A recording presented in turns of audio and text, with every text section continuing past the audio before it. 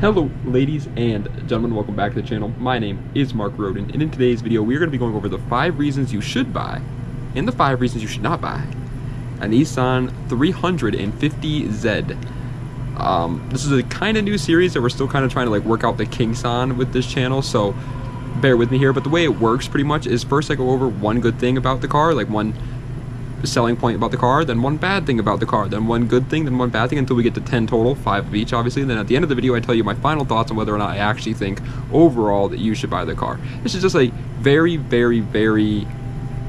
the word I'm looking for, scarce, I guess you could say, buyer's guide, a very basic buyer's guide to these cars. It's just a very quick and easy video. I scour the internet every time I do one of these videos and look for what the common complaints are, what the forums are saying, and what the good things are, what the praises are about each car, and then write them down. Normally this is when I would say I've never owned one of these cars, but I have owned a 350Z, so this is actually the first one of these videos where I actually have my own input on it and actually get to be able to say things about the car, which is again new for these style videos. Every other one of these videos we've done so far have been on cars that I haven't owned, so I would say things like which I still think I should say, by the way, things like if you have anything you would like to add as an owner of one of these cars, or anything that you think I missed, or anything that you think I got incorrect about the car, by all means the comments are public.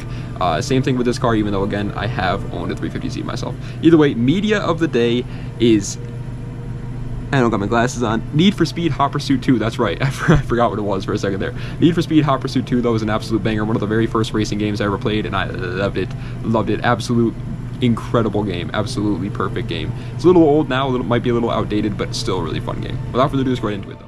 And reason number 1 why I think you should buy a Nissan 350Z, I'm not going to call it that for the whole video, by the way, the joke is getting old, is the price. Yeah, you can find a 350Z still to this day for like around 5 grand if you're patient. It'll be a DE most likely, it might even be an automatic. If you really don't mind, then you can get an automatic convertible DE for probably less than 5 grand, honestly. But if you want a coupe, if you want a nice looking one, 5 grand is probably around the price you're going to be spending on these. And for what you get, it is very well worth the price. I've gone on record multiple times, and I'll just say it again, I'm not afraid to admit it, I ain't afraid of no ghost, that these are, in my opinion, the best cars out there, best sports cars out there, I should say, for less than $5,000. And I honestly stand by that. They make around 300 horsepower, rear-wheel drive. If you get a manual, they're a 6-speed manual. They have limited slip differentials from factory. They are just an incredible package for the prices you're getting.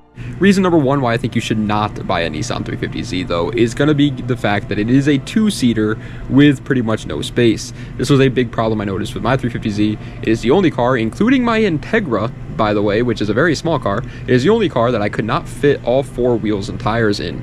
I managed in my Integra, but it was an absolute nightmare. I literally had one of the tires just like sitting on my hand while trying to shift through gears in my Integra. It was not fun at all. But this car, I couldn't even manage to do that. There is just no space in them, and they are only a 2-seater, so if you have more than one person you want to take for a ride into this thing, it's just not going to happen. Obviously, this is something that a lot of the younger audience, I feel like, doesn't really think about until they actually buy a car and they realize, okay, maybe I should have tried getting one with a little bit more space than this, because it does get in the way a little bit. Reason number 2 why I think you should buy a Nissan 350Z, however, is again something that we kind of mentioned when talking about the price, but I want to reiterate it here: the power. These cars, the DEs have 287 horsepower and the HRs have 306 horsepower. Now, we will talk about this in a minute, but they're not the best for building power. But that doesn't really matter when you have pretty much 300 horsepower out of the gate. That is crank horsepower, I believe, so it is definitely a little bit less than that to the wheels, but it's still plenty for the price that you're paying. Yes, the car is a little bit heavy, and that's another thing that we're going to talk about in a little bit as well, but it's still 300 horsepower. Trust me when I say this, because again, I owned one of these cars. It is more than enough to have a lot of fun with this car, especially if you get a manual. It is, especially with the fact that it has a limited slip differential. Like these cars, the 300 horsepower is plenty. You can have fun in a rear-wheel drive car with 150 horsepower. 300 is more than enough. Reason number 2 why I think you should not buy the car, though, is something we literally just talked about 2 seconds ago, and now we can actually get into it a little bit more, but it is that they are not good for building power. Again, I said this 2 seconds ago, but they have good power out of the factory, but that's about it. It's no real secret that the VQ35s, whether it's the DE or the HR, is just it just doesn't handle power that well, man. Before opening up the motor, you might be lucky to get like 450 horsepower, maybe 500 if you got a really healthy motor out of the car. You're gonna have to turbo it, by the way, though. That's not naturally aspirated. It's gonna have to be boosted, and then at that point you're probably an extra like $5,000 to $10,000 into this car just for 500 horsepower, and now you have to open up the motor. There are hundreds, not literally, but tens of different cars of better cars out there when it comes to the building power aspect. It's just not great if that's what you're looking for. Reason number 3 why I think you absolutely 100% should buy a 350Z, and you should head to Facebook Marketplace right now and ask your mom for her credit card so you can buy one of these things, is the reliability. Yeah, say what the car community can say what they want to say about these cars. A lot of people don't like them because they're popular and they like to say things online and spread misinformation out there, but if you actually know what you're talking about and look at it unbiasedly, the VQ35 is a very, very reliable motor, especially for a V6. V6s are just, they're not, I don't want to say like they're unreliable just out of the gate, because obviously cars like this exist where they can be reliable. It's just, I feel like the majority of V6s kind of have a reputation for not being the best when it comes to reliability, but the VQ35s are they're just bulletproof. They really are. They are very, very, very good motors. There's a reason why you'll find hundreds of G35s, 350Zs with 250,000 miles and still running perfectly fine with no real issues. They are reliable ass motors, and the transmissions are also extremely reliable. Don't even get me started on the CD009 if you manage to get one of those, but the trans are pretty good. The diff is pretty good. The suspension is pretty good. Everything about this car is actually a very, very reliable package. However, of course, I had to bring this up. Reason number 3 why I think you should not buy one of these cars is, of course, the sound. I personally liked the sound of my 350Z. That was before it had an exhaust leak. Once it had an exhaust leak, it sounded like a whole swarm of bees was following me around everywhere I went. But before it had an exhaust leak, I actually liked the sound of my 350Z. It had a cat delete, and that was it. Everything else on the car was per bone stock. I'm pretty sure it had muffler delete 2, by the way, but at the time I didn't really know too much about cars, so I didn't really know what I was looking at. But it sounded good, in my opinion. It sounded like a pocket Formula 1 car. I loved it. I liked it a lot. But the majority, and I mean the vast majority of the car community does not like the sound of EQs. They just do not like them. It is not in their cup of tea. And so most likely you won't. Like, I'm in the minority when I say I liked the sound of mine. Most people didn't, though, and you will most likely not as well, since that's just how, that's how the law of averages work. But reason number 4 why I think you should buy a Nissan 350Z is, again, we mentioned this multiple times now, but it's a big selling point in my opinion, man, especially for the price these cars are freaking at. They are rear-wheel drive and have a 6-speed manual transmission. It is just so hard to find that combination in a car in 2025 for around $5,000. It really is. There's really not that many options. Like, people are going to be like, what about the E36? Those have 5-speed manuals. What about the Miata? I think those have 4-speed manuals. I don't even think those have 5s. I think they might, but I'm pretty sure they have 4-speed manuals. What about the Civic? Well, those are front-wheel drive. Like, it's so hard to find a combo of rear-wheel drive and 6-speed manual transmission. And that's not even to mention, you know what, we'll throw this in there as well, the limited slip differential as well. Most of these cars are going to have an open diff. Now, it's not the hardest thing in the world to weld the diff, and as a matter of fact, most 350Z owners, they even weld the limited slip diff that comes in the car, because it is just overall better for drifting purposes and stuff like that. But it is still a selling point. Like, these cars have a very good package if you are a car guy. But reason number 4 why I think you should not buy a 350Z, and this one I disagree with even more than the sound, but I should put it out there because I've seen it online, the looks.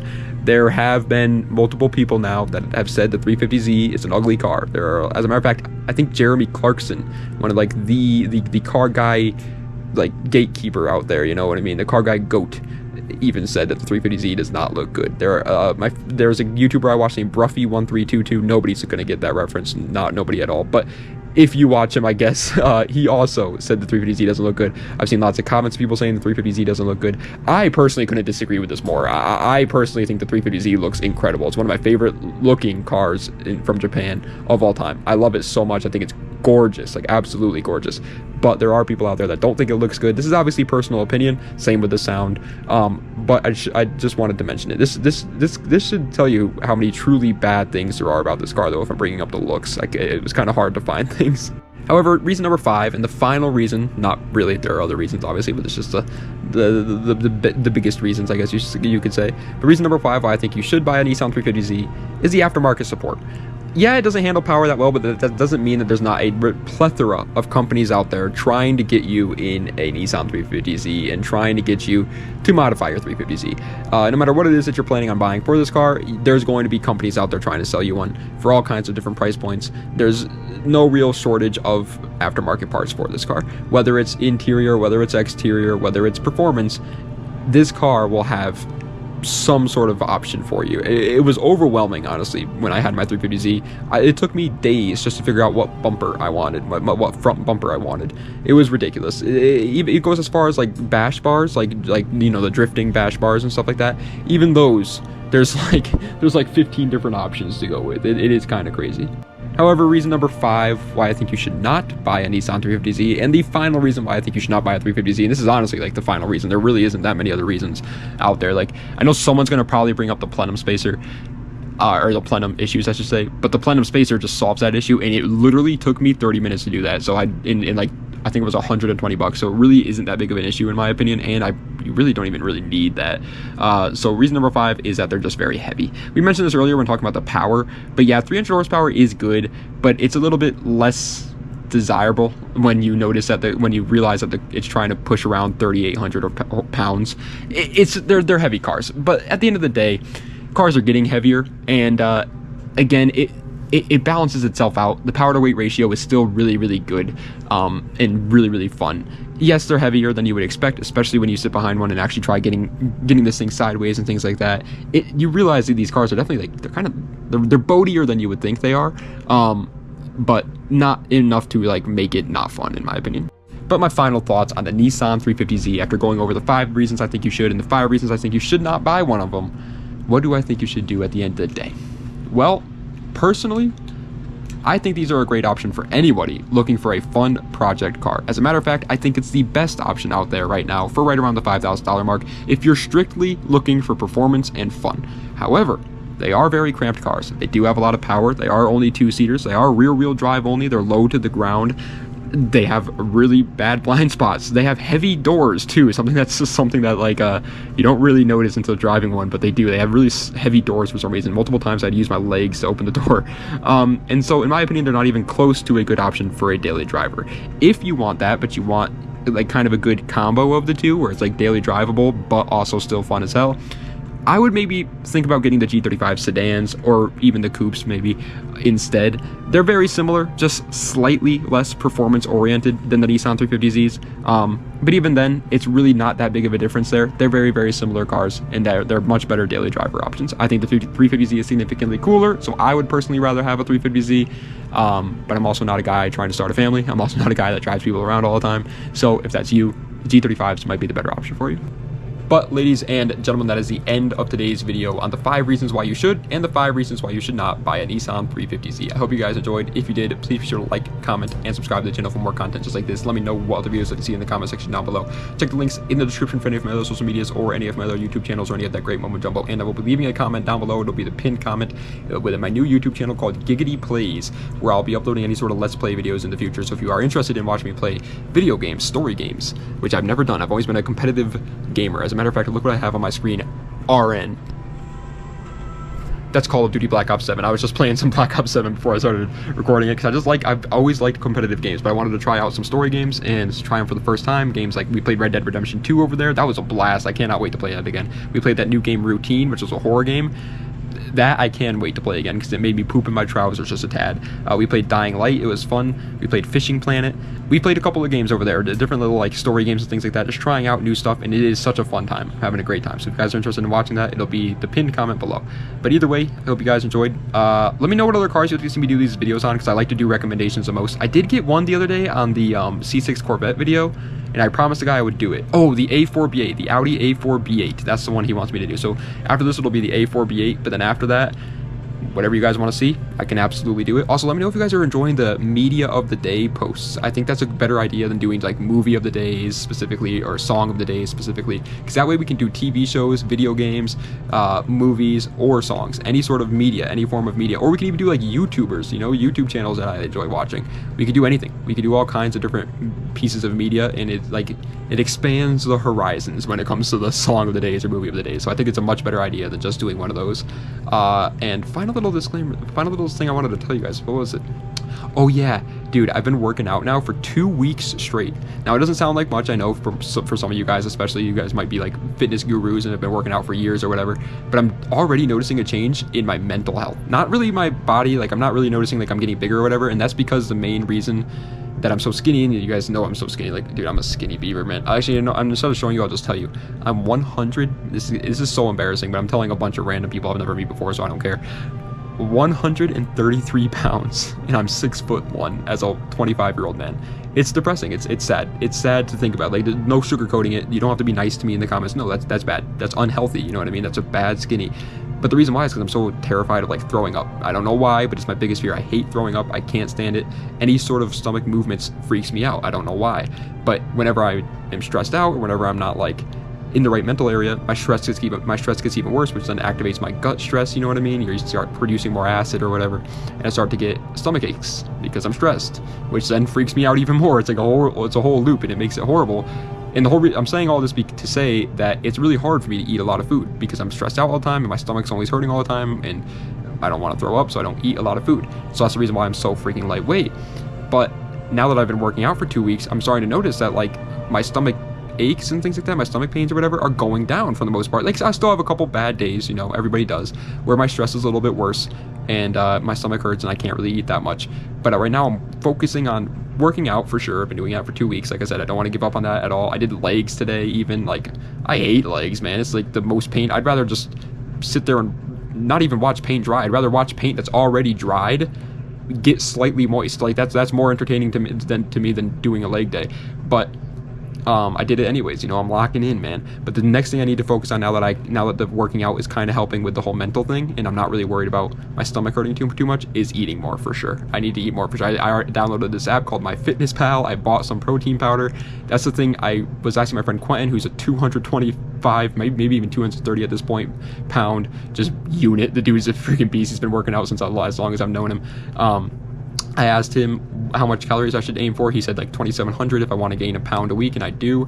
And so I'm going to try doing that. And he said the best way of doing it for me, since I don't like eating that much, is to drink the calories, you know what I mean, with protein shakes and things like that. So I ordered some protein powder, some lactose-free milk. I know you guys are probably like, call me a clown for that, but dude, I love lactose-free milk. It's great. That stuff is incredible. It tastes just like real milk, and it has just as much protein and calories and everything, and it just doesn't have the lactose in it. It's awesome. I love it so much. So I just drink that instead.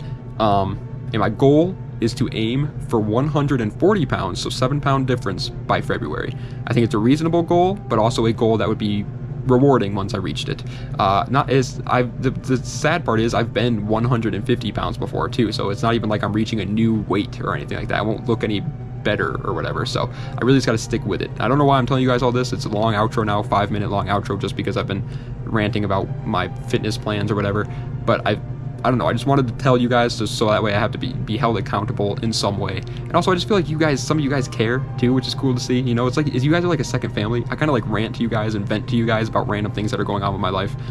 And it feels nice. It feels nice to get it off your chest sometimes to actual human beings. Like, you guys are real people, you know, and most of you guys are super nice and supportive about it. As a matter of fact, I don't think there's going to be a single comment of somebody being like, you loser. You know, I guarantee every comment that actually reads, like, watches this part of the video and actually listens to this part of the video is only going to be supportive of it. So I just figured it was a good idea to tell you guys about it. And yeah, I don't know. I just want to, hopefully I'll check back with you guys in February and be like, hey man, I'm weighing in at 140 pounds, working out, been doing great, and my mental health is getting better, everything's getting better. I really hope so. Because it can be a killer, man. Stress can be a killer for sure. No way was I ever like thinking about, you know, ending it all or anything like that. Obviously, you guys don't need to worry about any of that stuff. But I could definitely see myself sinking into a bad state of mind over time. Like, and that's a slight downside to doing YouTube all the time, is I don't really get out of the house, I don't really exercise, I just sit down all day. And so I'm taking care of myself, that's all I'm trying to say, man. And I want you guys to hold me accountable for it, okay?